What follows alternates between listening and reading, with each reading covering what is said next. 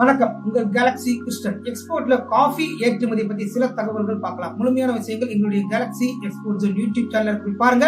நிறைய விஷயங்கள் கிடைக்கும். சப்ஸ்கிரைப் பண்ணிக்கோங்க.